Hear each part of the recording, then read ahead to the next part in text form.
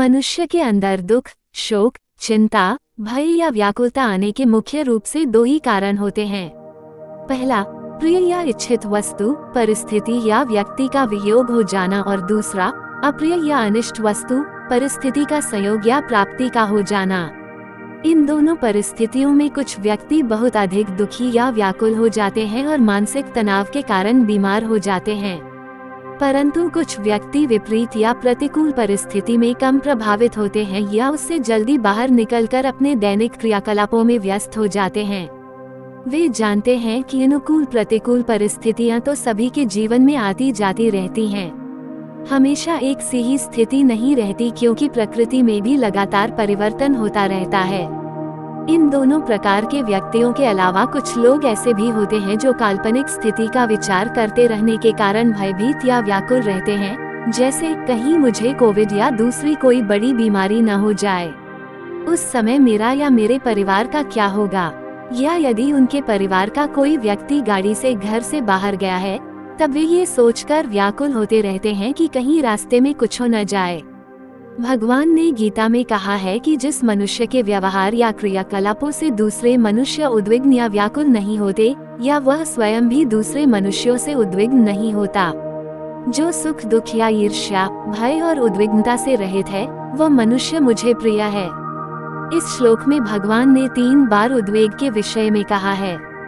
अन्य शास्त्रों में भी 3 प्रकार के ताप या दुख का जिक्र आता है।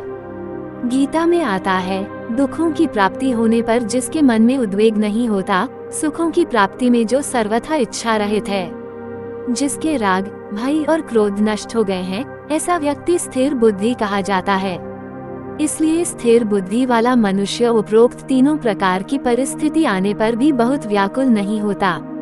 उसमें कोई बहुत बड़ी हलचल नहीं होती, वह शांत रहता है। तब वह अपना कार्य और भी विचारपूर्वक सावधानी के साथ करते हुए उस प्रतिकूल परिस्थिति से बहुत शीघ्र ही बाहर निकल जाता है। यदि हमें अपना कार्य पूरा करने के बाद इच्छानुसार परिणाम प्राप्त नहीं हुआ, तब हमें व्याकुल होने के स्थान पर उस पर भली भांति विचार करना चाहिए कि कहाँ पर हमसे कमी रह गई। उस पर ध्यान रखते हुए भविष्य में फिर प्रयास कर सकते हैं। इसी प्रकार हमारे प्रति दूसरों का व्यवहार या उनकी क्रियाओं पर हमारा वश नहीं है, तब हम उनसे अपने मन को क्यों व्याकुल करते हुए अपने स्वास्थ्य पर प्रतिकूल प्रभाव डालते हैं। इसके अतिरिक्त मन में आने वाले काल्पनिक विचारों से भी अपने मन को व्याकुल नहीं करना चाहिए।